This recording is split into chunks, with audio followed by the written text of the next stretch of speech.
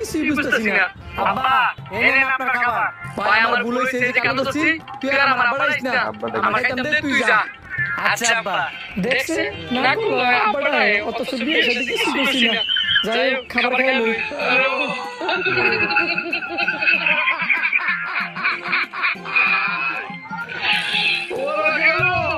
Hello, waiter, এই যে আপনার বিল।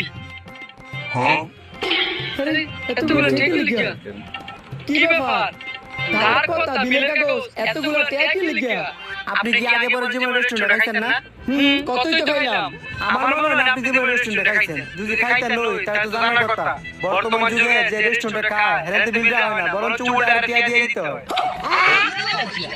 কি কোন যে খায় হ্যাঁ আবার টাকা দিয়ে দেয়। শুধু টাকা না, আপনি যদি চান বাসার জন্য খাবার পার্সেল করে দিয়ে দিতে পারি। পার্সেল দিলে